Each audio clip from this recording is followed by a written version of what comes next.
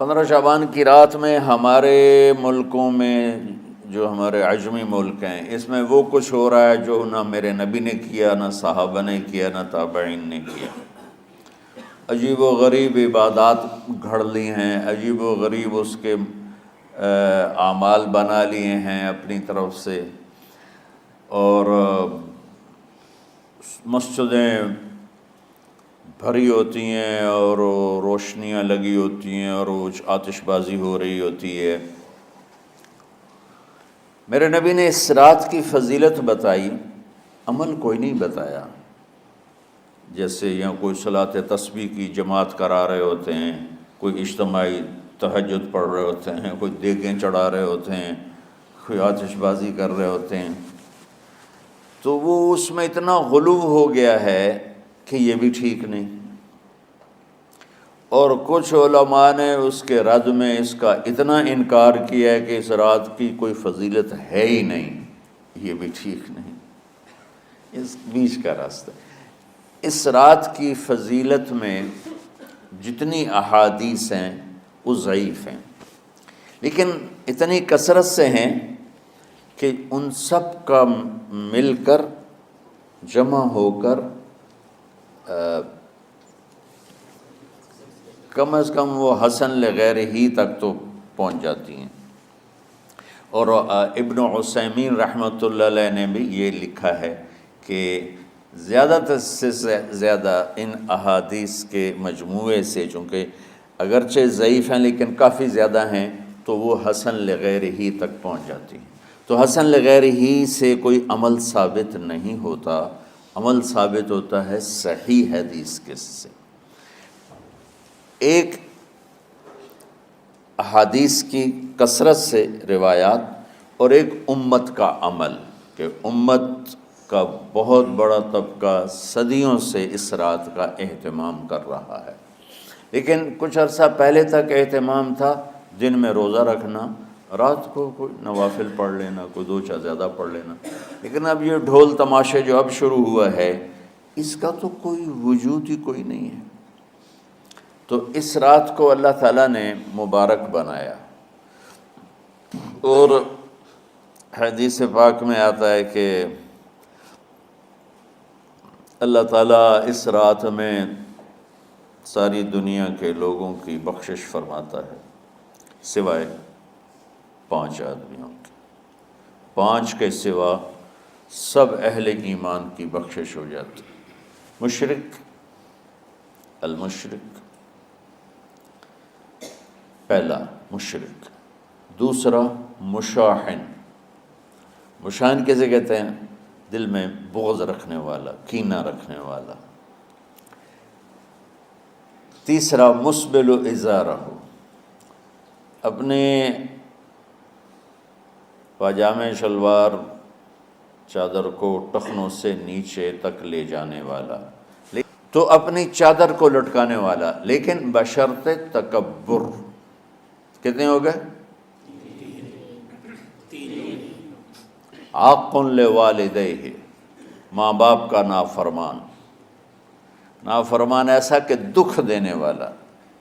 چھوٹی موٹی اونچ نیچ تو ہر بچے سے ہو جاتی ہے، نہیں، جن نے والدین کو ٹکڑے ٹکڑے کر دیا ہو اور ان کو دکھ دے دے دے دے کے ان کا سینہ چیر دیا ہو، چونکہ عاق کہتے ہیں پرزے پرزے کرنا کسی چیز کو، تو اپنے دکھ دے کر، اپنی بدتمیزی کے ساتھ اس نے ماں باپ کا دل زخمی کر دیا ہو، ایک یہ نہیں معاف ہوتا۔ 5واں مدمن خمر، مسلسل شراب پینے والا، مستقل جو شراب کا عادی ہو۔ ان 5 کو مؤخر کر دیا جاتا ہے۔ معافی نہیں ہونے کا مطلب یہ نہیں کہ اللہ تعالیٰ کبھی معاف نہیں کرے گا، معافی نہ ہونے کا مطلب یہ ہے کہ یہ 5 ایسے گناہ ہیں کہ اس کی وجہ سے بخشش رک جاتی ہے۔ آج کی بابرکت شب نور، شب برات کے نام سے معروف اور مشہور ہے۔ اس بابرکت شب کے دامن میں اتنی برکتیں اور اتنی رحمتیں ہیں کہ اللہ جل شانہ گناہ گاروں کو جہنم کی آگ سے آزاد فرما دیتا ہے۔ المومنین سیدہ طیبہ طاہرہ سیدہ عائشہ صدیقہ رضی اللہ تعالی عنہا فرماتی ہیں، ایک دن میں دیکھا کہ حضور میرے حجرہ میں نہیں ہیں، تو میں حضور کو تلاش کرنے نکلی۔ جنت البقیع میں آسمان کی طرف سر اٹھائے حضور اللہ سے التجائیں کر رہے تھے۔ مجھے دیکھا تو ارشاد فرمایا، عائشہ کیا تم نے یہ سمجھا کہ اللہ کا رسول تم سے زیادتی کرے گا؟ فرماتی ہیں میں نے عرض کی، یا رسول اللہ صلی اللہ علیہ وسلم، میں یہ سمجھا شاید آپ کسی زوجہ محترمہ کے حجرہ میں تشریف لے گئے ہیں۔ فرمایا آج لیلۃ النصف من شعبان، شعبان کی 15ویں رات ہے، درمیانی شب ہے۔ اس رات کو اللہ تعالیٰ جل شانہ آسمان دنیا پہ نزول اجلال فرماتا ہے اور قبیلہ بنو کلب کی بکریوں کے بالوں سے زیادہ لوگوں کو جہنم کی آگ سے آزاد کر دیتا ہے۔ قبیلہ بنو کلب عرب کا بہت بڑا قبیلہ تھا جو بھیڑ بکریاں پالتے تھے، اور لاکھوں کی تعداد میں ان کی بکریوں اور بھیڑوں کے ریوڑ تھے۔ تو اس قبیلے کی بکریوں کے بالوں سے بھی زیادہ گناہ گاروں کو جہنم کی آگ سے آزاد کر دیا جاتا ہے۔ تو یہ وہ بابرکت شب رحمت ہے، شب نور ہے، جس کے دامن میں اتنی برکتیں ہیں کہ کوئی محروم نہیں رہتا۔ صرف وہ بد نصیب لوگ جو شرک میں مبتلا ہیں، جو سخت کینہ پرور ہیں، جو قطع رحمی کرتے ہیں، قاتل ہیں، عادی شرابی یا بدکار ہیں، انہیں اس مبارک رات میں محروم رکھا جاتا ہے، ورنہ اللہ کی رحمتوں کا عموم اس بابرکت راتوں میں اس قدر ہوتا ہے کہ کوئی گناہ گار جو اس کے حضور ہاتھ دعا کے لیے اٹھاتا ہے اور اپنا دامن پھیلا کے اس کی رحمتیں مانگتا ہے، اسے محروم نہیں رکھا جاتا، بلکہ اللہ سب گناہ گاروں کو جہنم کی آگ سے آزاد کر دیتا ہے۔ شب برات کی عبادت اور روزے کا حکم۔ کیا 15 شعبان کی کوئی عبادت ہے؟ جو لوگ 15 شعبان کی رات اسپیشل جاگ کر عبادت کرتے ہیں اور روزے کا بھی اہتمام کرتے ہیں، کیا یہ حدیث سے ثابت ہے؟ انجم سیالکوٹ۔ 15 شعبان کا روزہ تو کسی صحیح حدیث سے ثابت نہیں ہے، اس لیے اس کو تو چھوڑ دینا چاہیے اس کو، اور کیونکہ ضعیف حدیث سے بہرحال کسی عمل کا ثبوت نہیں ہوتا۔ 15 شعبان کے روزے کے بارے میں جو حدیث ہے وہ ضعیف ہے، تو اس سے عمل ثابت نہیں ہوتا، اور باقی کوئی مخصوص عبادت نہیں ہے۔ اور 15 شعبان میں بہت اختلاف ہے علماء کا کہ یہ اس کی رات کی کوئی فضیلت ہے بھی یا نہیں۔ بہرحال جمہور اس کی فضیلت کے قائل ہیں، تو اگر کوئی اس کی فضیلت کی بنیاد پر عبادت کرنا چاہے تو عبادت کا کوئی مخصوص طریقہ نہیں ہے، جیسے چاہیں عبادت کریں، بلکہ مخصوص طریقہ ایجاد کر لینا یہ بدعت ہے۔ میرے بھائیو، جہاں تک شعبان المعظم کے بابرکت مہینے کی عظمت کا تعلق ہے، خصوص بالخصوص اس میں رکھے گئے اور روزوں کی جو فضیلت ہے، تو اس پہ صحیح بخاری اور صحیح مسلم کی کئی احادیث گواہ ہیں، اس سے تو ہمیں کوئی انکار نہیں ہے، معاذ اللہ استغفر اللہ، ہم کیوں سچائی سے روگردانی کریں گے؟ لیکن اس کے برعکس جہاں تک 14 اور 15 شعبان المعظم کی درمیانی رات، جسے شب برات بھی کہتے ہیں، یہ برات عربی کا لفظ ہے، چھٹکارے کی رات، ان کا کلیم ہے کہ یہ جہنم سے چھٹکارے کی رات ہے۔ یہ لادہ بات ہے کہ جہنم سے چھٹکارے کی رات منا رہے ہوتے ہیں اور نیچے جہنم کی وہ چیز بھڑکا رہے ہوتے ہیں، پٹاخے اور انار اور پتہ نہیں کیا کچھ آگ والی چیزیں چھوڑ رہے ہوتے ہیں۔ اگرچہ اس عمل کو کوئی بھی مکتبہ فکر آن نہیں کرتا، لیکن بہرحال مسلمانوں میں کسی فرقے کے زیر اثر یہ بات آئی ہے نا، اور وہ اس فرقے والوں کو پتہ ہے، یہ وہی لوگ ہیں جو اپنی مسجدوں میں لائٹنگ کرواتے ہیں اس رات کو، اور ہم بھی اسی فرقے سے، بریلوی فرقے سے تعلق رکھتے تھے۔ ہم لوگ بھی بچپن میں یہ سارے پٹاخے چھوڑتے رہے، تو ہم نے ہندوؤں سے تو نہیں سیکھے تھے، ہم نے تو کبھی بھی ہندوؤں کے ساتھ وقت نہیں گزارا۔ اب آگے یہ تو دعوت اسلامی نے جب لوگوں کو ایجوکیٹ کیا کہ یار یہ غلط کر رہے ہو، یہ یعنی حرام ہے یہ کرنا، تو تب لوگ ایجوکیٹ ہوئے ہیں۔ اس وقت جو کچھ ہو رہا ہے جس طرح ہندوؤں میں وہ دیوالی کے نام کے اوپر یا ہولی کے نام پہ جو تماشے ہو رہے ہوتے ہیں نا، وہ مسلمانوں میں شب برات کی رات کو ہو رہے ہیں، یہ ہوئے مسلم سکولرز کے ہی زیر اثر ہے، کیونکہ دین کے نام کے اوپر وہ رات منائی جا رہی ہوتی ہے نا۔ اب یہ اس سے انکاری ہو جائیں یا روح گردانی کر لیں تو ان کا اپنا معاملہ ہے۔ تو اب اللہ کے فضل ہے کہ چونکہ ملک کی اکانومی ویسے ہی گر گئی ہے، اس لیے اتنا خرچہ کوئی کرتا نہیں ہے، تھوڑی لوگوں میں ایجوکیشن بھی آ گئی۔ اب کچھ سالوں سے میں نے دیکھا یہ معاملہ آلموسٹ ایبسلیٹ ہو گیا، ختم ہو جا رہا ہے اللہ کے فضل سے۔ تو یہ جو شب برات کی جتنی بھی احادیث ہیں، ان میں سے کوئی بھی حدیث ہے بھی وہ گنتی کی ہیں، 5-6 احادیث ہیں، بلکہ وہ کہنا چاہیے کہ احادیث کیا ہیں، وہ یعنی سند کے ساتھ روایتیں بیان ہوئی ہیں نبی علیہ السلام کے ریفرنس سے، کوئی بھی اصول محدثین کے اوپر صحت کے درجے پہ نہیں ہے۔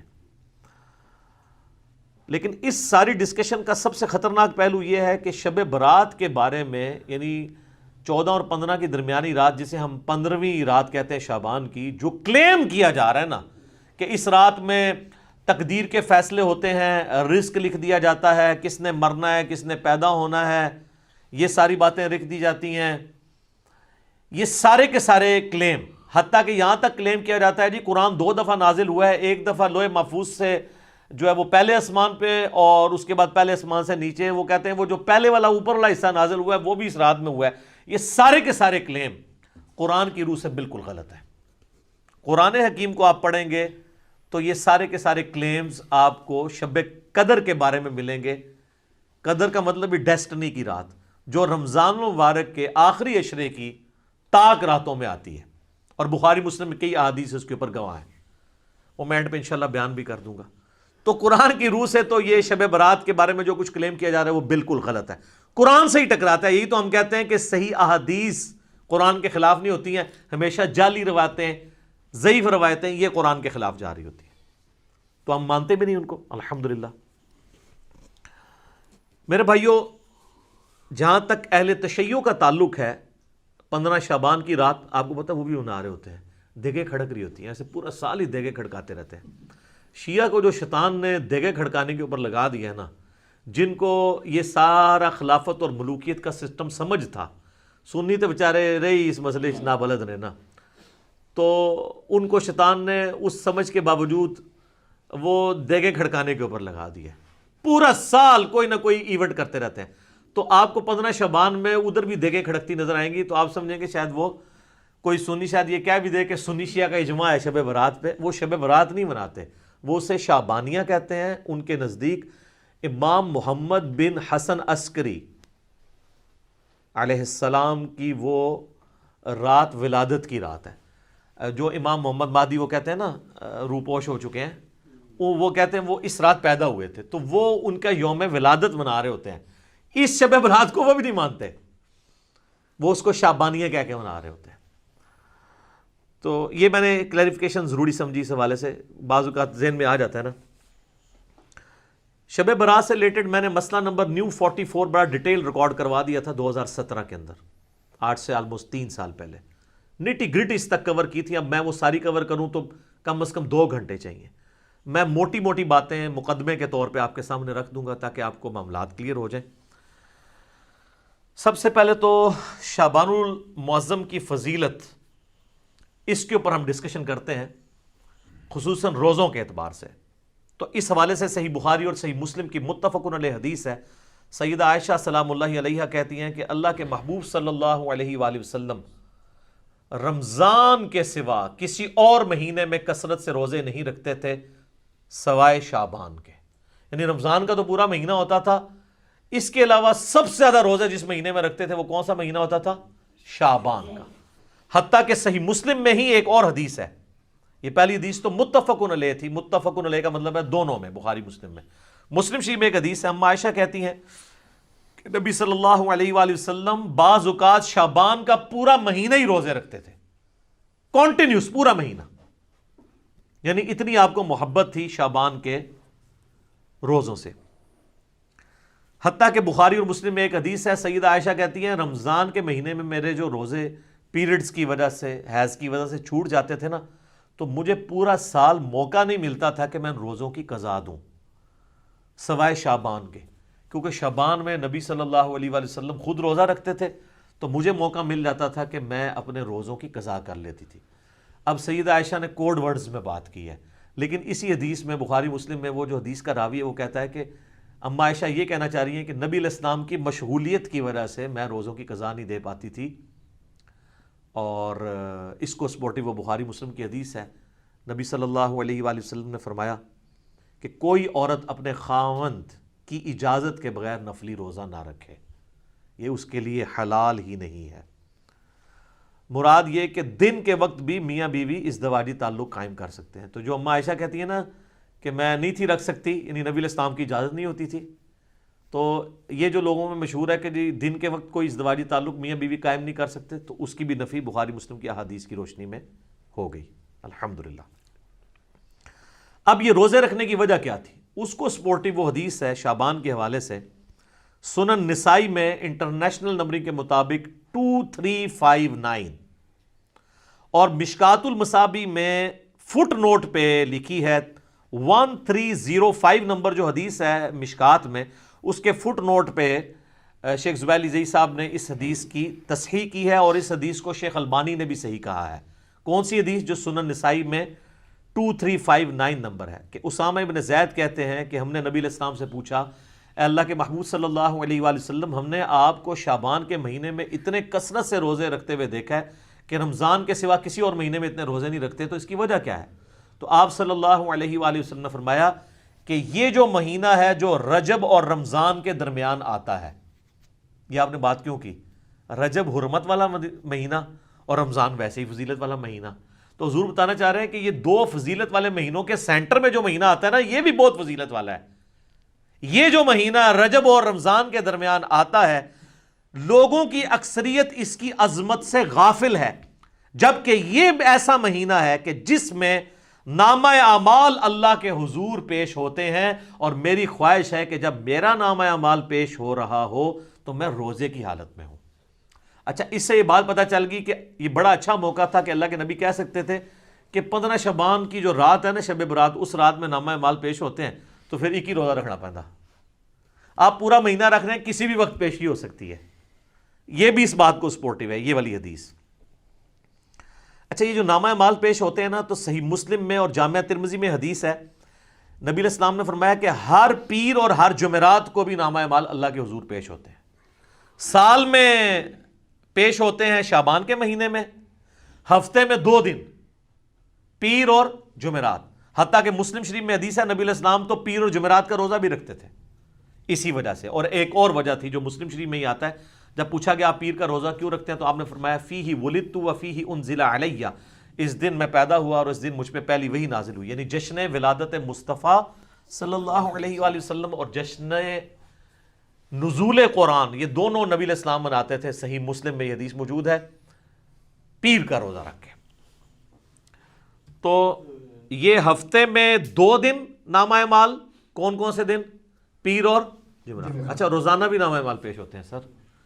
بخاری مسلم دونوں میں حدیث ہے، وہ بڑی مشہور حدیث، کہ فجر کے وقت فرشتے آتے ہیں، وہ عصر کے وقت واپس چلے جاتے ہیں، اور عصر والے فجر کے وقت۔ اللہ پوچھتا ہے میرے بندوں کو کس حال میں پایا؟ تو کہتے ہیں جب گئے تھے فجر پڑھ رہے تھے تو آئے تھے تو عصر پڑھ رہے تھے۔ دوسرے کہتے ہیں جب گئے تھے تو عصر پڑھ رہے تھے تو آئے تھے تو فجر پڑھ رہے تھے۔ تو روزانہ بھی 2 دفعہ نامہ اعمال پیش ہوتے ہیں، لہٰذا ان چیزوں کو مکس نہیں کرنا چاہیے۔ میں ساتھ ساتھ کلیریفائی کر رہا ہوں، آپ دیکھیں آپ کتنے اہم ہیں۔ پوری کی پوری جو مخلوقات ہیں وہ انسان کی خدمت میں لگی ہوئی ہیں۔ فرشتے بھی یہی کام کر رہے ہیں کہ اللہ کو رپورٹ کر رہے ہیں کہ تیرا فلاں بندہ یہ کر رہا ہے، یہ کر رہا ہے۔ یعنی یہ ساری کی ساری انسانیت اللہ تعالیٰ کی یعنی کریشن کا کلائمیکس ہے۔ لقد خلقنا الانسان فی احسن تقویم، اللہ تعالیٰ نے اس کو بہترین تقویم کے اوپر پیدا کیا ہے، الحمدللہ۔ اچھا میرے بھائیو، شعبان المعظم سمیت باقی سارے مہینوں میں 11 روزے تو اللہ کے نبی علیہ السلام ان احادیث کے تحت رکھ لیتے تھے۔ 8 روزے تو بن گئے نا، اگر آپ ایک مہینے میں 4 لگائیں، ہفتے 4 ہی ہوں گے نا، 28 دن ہوں گے تو 4 میں آپ 4 پیر اور 4 جمعرات کتنے ہو گئے؟ 8، اور 3 روزے ایام 20 کے، جب چاند گول ہو جاتا ہے، 13، 14 اور 15 چاند کی، ایام 20 کا روزہ اسے کہتے ہیں، جب خوب روشن ہو، یعنی اس کو روشنی کے لیے لفظ بیس کا لفظ استعمال ہوتا ہے. عربی میں کہیں گے تو بعد ہے، بیض بنے گا، اور اردو میں ایام بیس.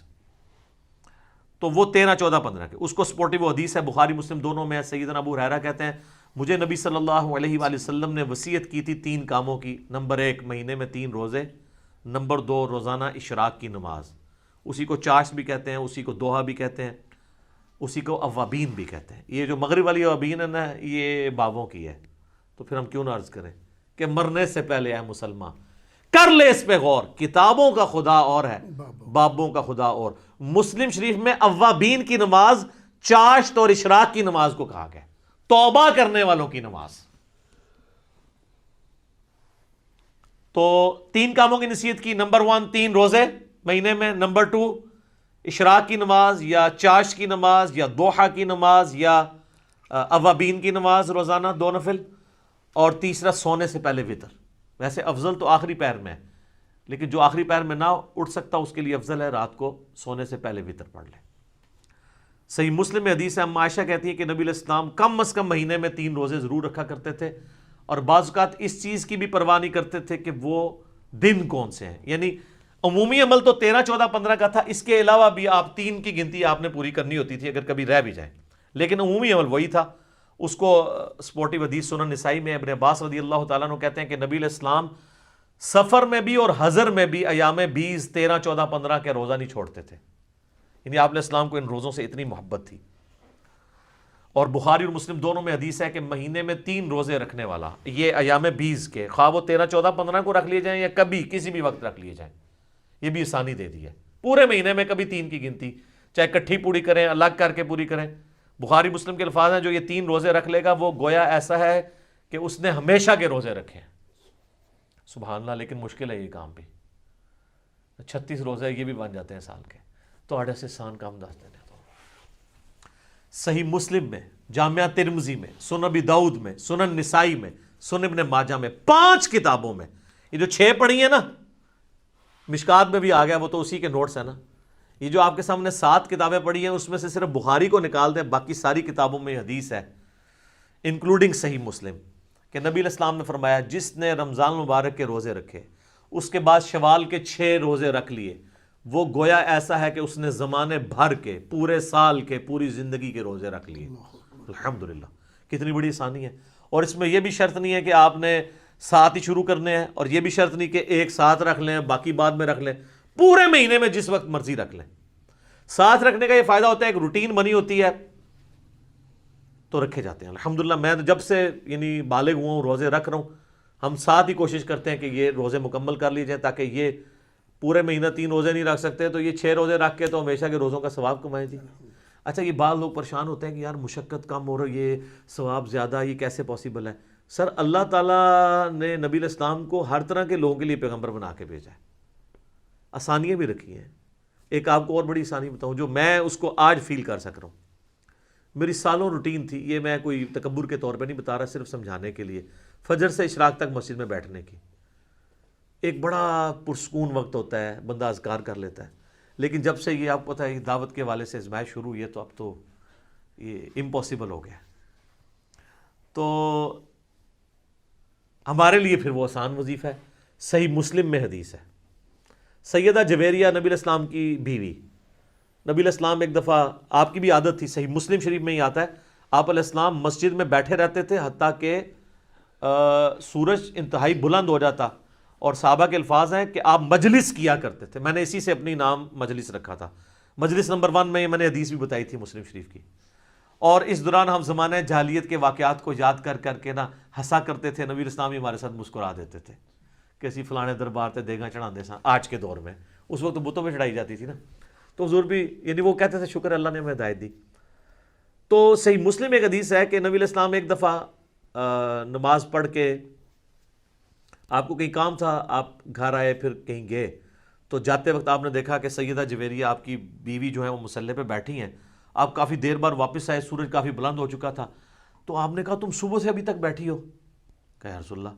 فرمایا دیکھو تم صبح سے بیٹھی ہو اور میں نے تمہارے آنے کے بعد 4 کلمات 3 دفعہ پڑھے اور مجھے تم سے زیادہ ثواب مل گیا. ان کو یا رسول اللہ کون سے؟ فرمایا سبحان اللہ و بحمدہ عدد خلقہ ورضا نفسہ وزینت عرشہ ومداد کلماتہ. سبحان اللہ وبحمدہ کے ساتھ یہ 4 کلمات، یہ 3 دفعہ پڑھنے ہیں. صبح شام کے اذکار میں بھی ہم نے ڈالی ہوئی حدیث صحیح مسلم کی. تو مجھے اس سے زیادہ ثواب مل گیا. اچھا مجھے بتائیں، نبی علیہ السلام کوئی نعوذ باللہ سست تھے دعوت کے حوالے سے، دین کی پریکٹس کرنے کے حوالے سے؟ تو اگر حضور علیہ السلام کو یہ ثواب مل رہا ہے تو مجھے آپ کو کیوں نہیں ملے گا؟ Point to be noted. وہ تو ڈیڈیکیٹڈ تھے نا دین کے لیے، وقف تھے نا، اللہ کے پیغمبر تھے. اگر یہ سب کچھ ہونے کے باوجود وہ بھی یہ سکپ کریں اور ان کو ثواب ملے، ہم تو پھر بھی اپنی دنیاوی کمزوریوں کی وجہ سے، مجبوریوں کی وجہ سے یعنی یہ اہتمام نہ کر سکیں تو ہمیں تو بدرجہ اولیٰ مل جائے گا، تو یہ ثواب اس سے زیادہ ثواب مل جائے گا. تو یہ اللہ تعالیٰ نے آسانیاں رکھی. میں نے اس لیے بتایا کہ وہ شوال کے 6 روزے 3 روزوں کے ایکویلنٹ کس طرح بن جائیں گے، ہر مہینے کے 3 روزے، تو یہ اللہ تعالیٰ نے آسانیاں رکھی ہوئی ہیں، آپ کو ثواب مل جائے گا. صحیح مسلم شریف میں حدیث ہے نا، تم میں سے کسی کی استطاعت ہے کہ وہ تہائی قرآن روزانہ پڑھ لے ایک شب میں. صحابہ نے کہا یہ کون کر سکتا ہے؟ یہ تو صوفیاء ہی کر سکتے ہیں. یعنی میں آج کے دور میں بات کر رہا ہوں. 8 قرآن تھے، 3 قرآن تھے، 61 قرآن تھے. وہ جو فضائل مال میں اتنی کہانی ہے، تو وہ میری آپ مجلس نمبر 100 دیکھ لیں، کتابوں کا خدا اور بابوں کا خدا. تو آپ نے فرمایا سورہ اخلاص پڑھ لو، تہائی قرآن کے برابر ہے. تو اب تہائی قرآن کے برابر آپ کو ثواب، 10 پاروں کے برابر ثواب ملتا ہے. اللہ سے اچھا گمان رکھیں. بخاری مسلم میں حدیث ہے، میں اپنے بندے کے گمان کے قریب ہوں، جیسا وہ میرے بارے میں گمان کرے. تو انشاءاللہ ثواب تو ملے گا. یہ اللہ تعالیٰ نے آسانیاں بھی رکھی ہیں. اللہ تو سب کہنا ہے جی الحمدللہ. اچھا یہ ایام 20 کے روزوں سے ایٹ لیسٹ یہ تو آپ کو اندازہ ہوا کہ 15 شعبان کا روزہ تو ویسے ہی سنت بن گیا، کیونکہ 15 تو ایام 20 میں آتی ہے نا، 13 14 15. 15 شعبان کا روزہ، شب برات والی روایتیں ثابت نہ بھی ہوں، الگ سے بھی بخاری مسلم کی احادیث کی روشنی میں جتنی میں نے بیان کی، ایام 20 کے روزوں میں سے تو ایک روزہ آتا ہے. لیکن یہ ایک ایسا خاص روزہ ہے، اس کی اسپیشلٹی علیحدہ سے بھی احادیث میں آئی ہے اور بخاری مسلم میں آئی ہے. ایک حدیث ہے بخاری اور مسلم میں، ایک صحابی سے نبی علیہ السلام نے سوال کیا، اصمت من سرر شعبان، کیا تو نے شعبان کے سرر کا روزہ رکھا ہے؟ انہوں نے کہا نہیں یا رسول اللہ. تو آپ نے فرمایا اب جب رمضان گزر جائے تو شوال کے مہینے میں 2 روزے رکھ لینا. اچھا یہ سرر کا جو لفظ استعمال ہوا ہے نا، اس کا معنی عربی میں کنارہ بھی بنتا ہے، اردو میں بھی آپ سرا، سرر، اور سینٹر بھی بنتا ہے. اس حدیث میں کلیئر نہیں کہ نبی علیہ السلام کس روزے کی بات کر رہے تھے، پہلے اشرے کا آخری روزہ یا آخری اشرے کا آخری روزہ یا درمیانے کا آخری روزہ یا درمیان والا روزہ، کون سا روزہ؟ اس کو سپورٹیو ایک حدیث ہے صحیح مسلم میں 2745 انٹرنیشنل نمبر کے مطابق. اس میں الفاظ ہیں کہ سرتی ھذا الشہر، اس مہینے شعبان کے جو سرہ کا، سرہ کسے کہتے ہیں عربی میں؟ ناف کو، نیول، وہ نا فوق السرہ اور تحت السرہ، ناف کے نیچے ناف کے اوپر.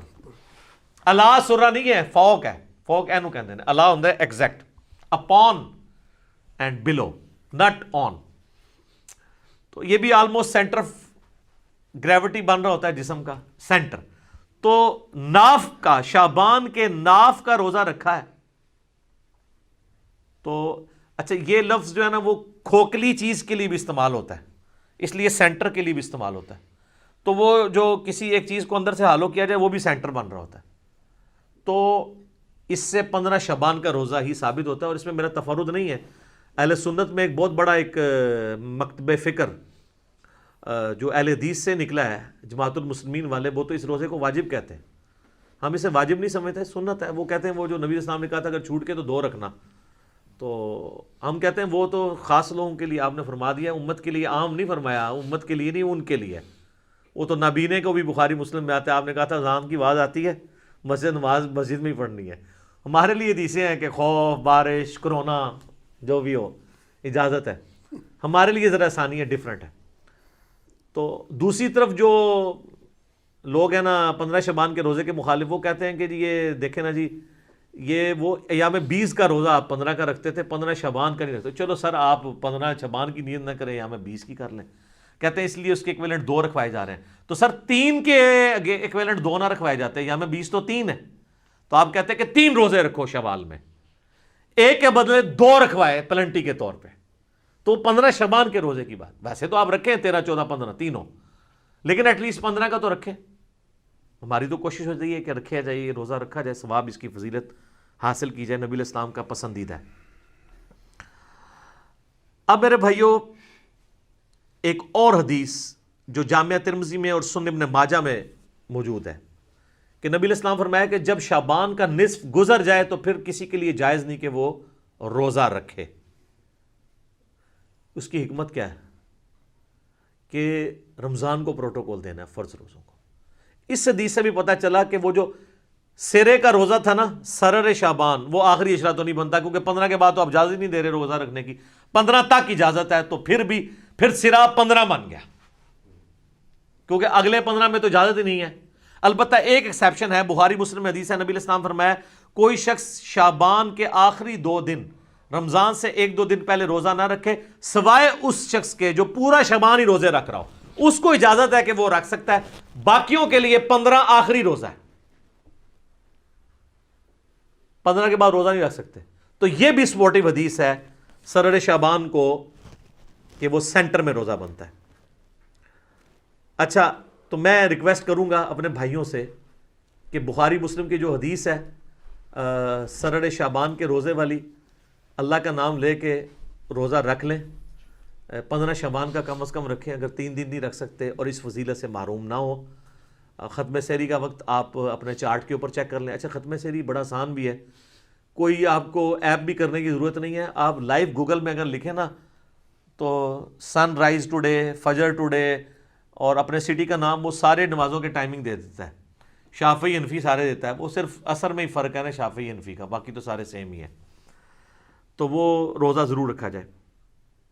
اس دفعہ امید ہے یہ آلموسٹ 4:30 کے قریب ختم سحری ہو رہی ہوگی جہلم میں راؤنڈ اباؤٹ، اور افطار 6:30 کے بجے شام. باقی آپ دیکھ لیجئے گا، میں نے آپ کو اپروکسیمیٹلی بتا دیا.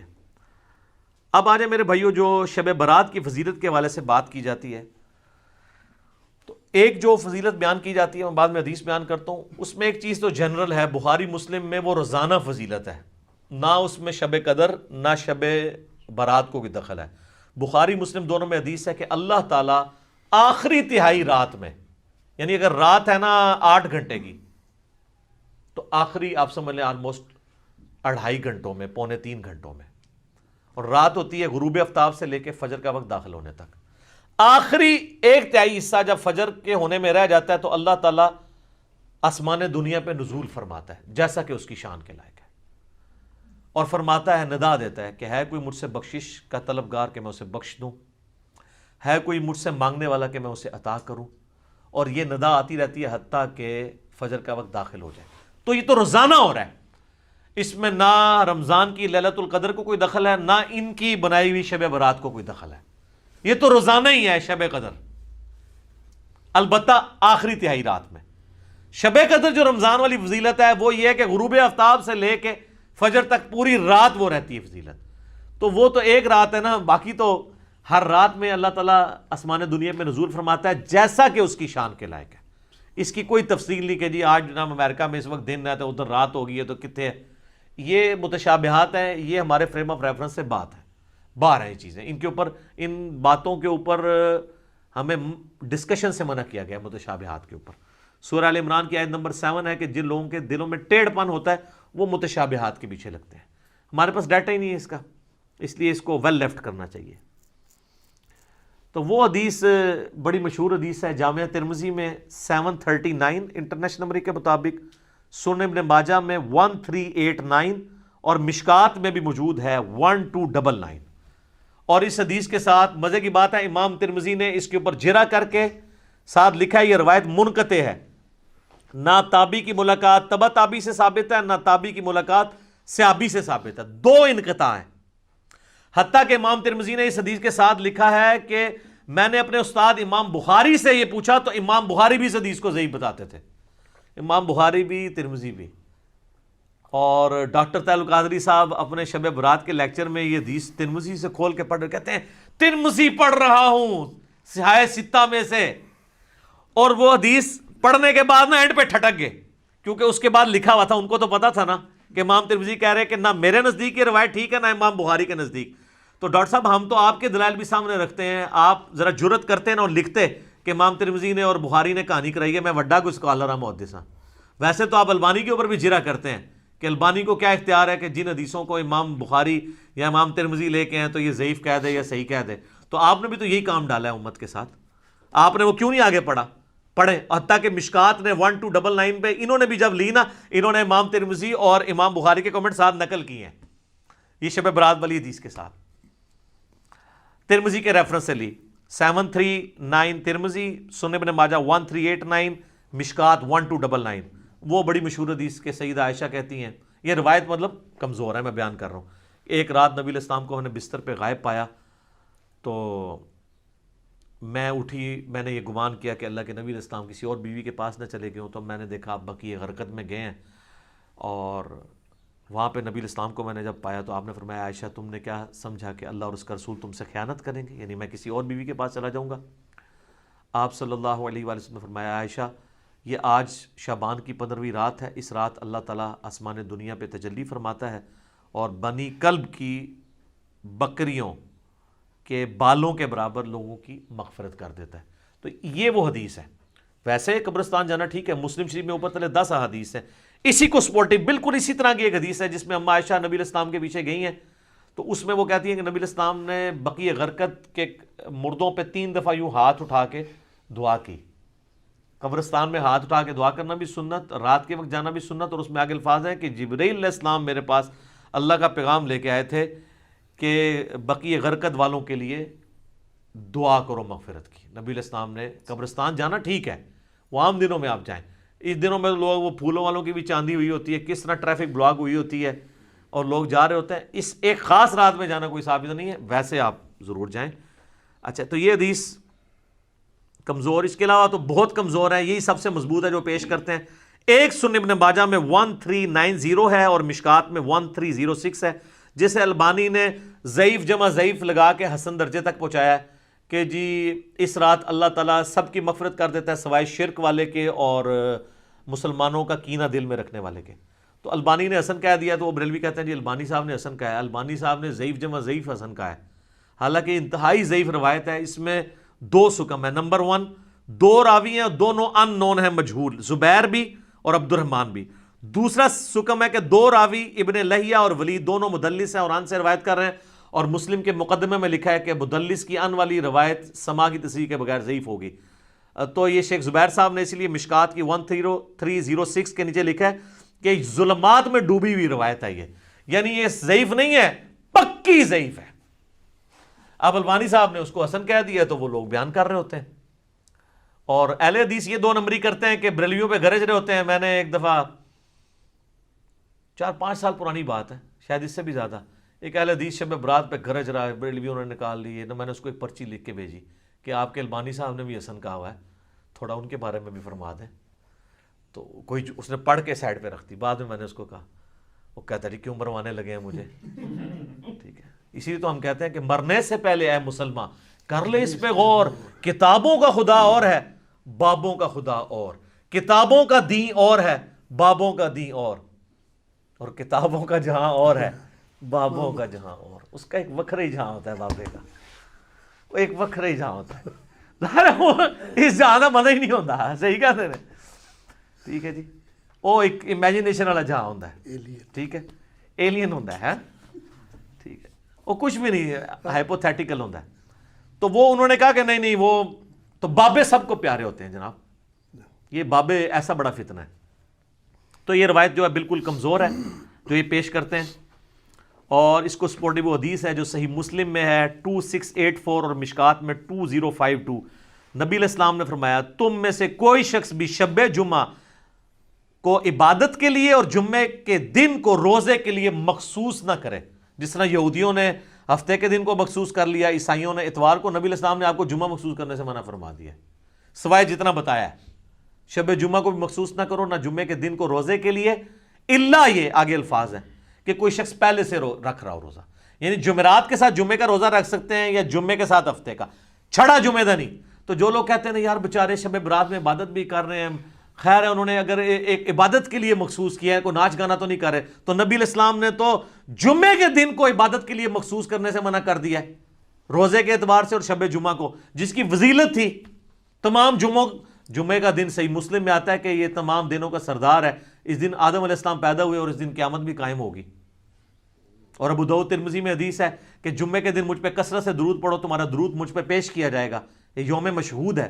صحابہ نے کہا جب آپ علیہ السلام فوت ہو جائیں گے اور آپ کی ہڈیاں مٹی میں مل جائیں گی، اللہ اکبر کبیرہ، 295 سیل آ دینی تھی تھوڑے مولویوں نے، حضور نے کوئی گستاخی نہیں فرمایا، اللہ تعالیٰ نے حرام کیا ہے مٹی کے لیے کہ وہ نبیوں کے جسموں کو کھائے۔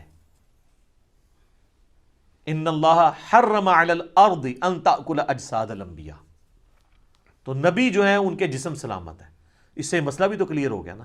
تو جمعے کا دن اتنا بابرکت دن ہے درود شریف کے حوالے سے، ہر اعتبار سے، اسے بھی کہا گیا مخصوص اس حوالے سے نہیں کرنا، نہ شب جمعہ کو۔ پھر جو میں نے شروع میں بات کی تھی کہ قرآن حکیم کا مقدمہ تو اس کو سپورٹ ہی نہیں کرتا،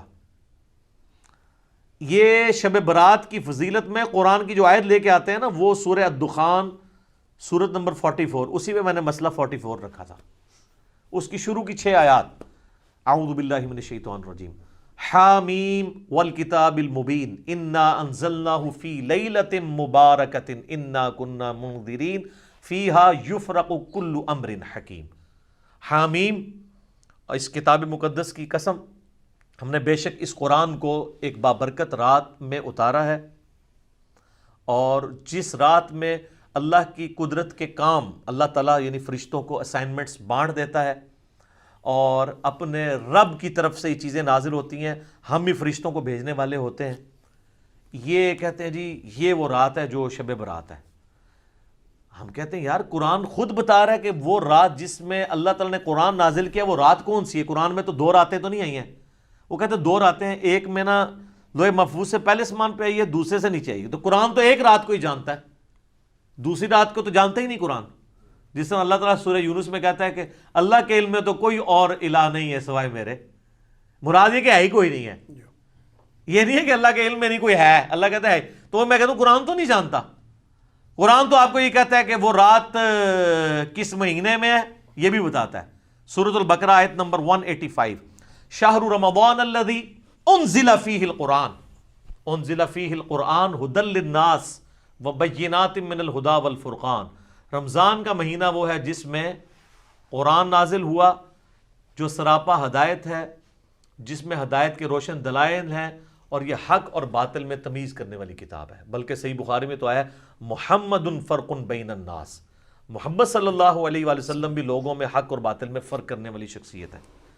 تو یہ آ گیا، اور اسی پہ اللہ نے نہیں چھوڑا صرف رمضان میں، بلکہ یہ بھی بتا دیا کہ سورۃ القدر سورت نمبر 97 پوری کی پوری نازل کر کے یہ بھی بتا دیا کہ رمضان کا وہ دن نہیں تھا بلکہ رمضان کی رات تھی جس میں اللہ تعالیٰ نے اس قرآن کو نازل فرمایا۔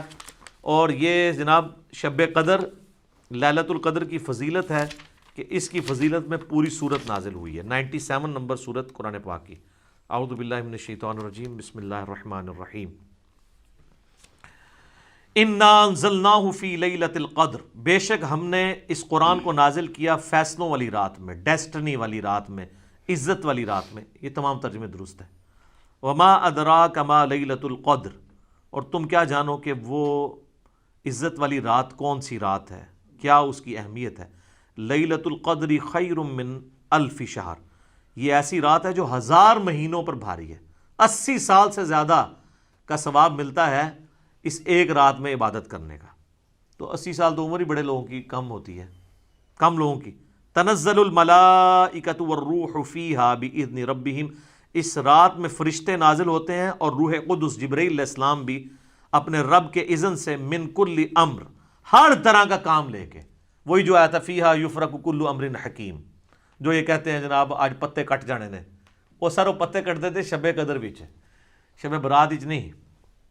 سلام، یہ رات سراپا سلامتی ہے، ہی حتی مطلع الفجر، اور یہ سلامتی کا سلسلہ فجر کے وقت داخل ہونے تک جاری رہتا ہے۔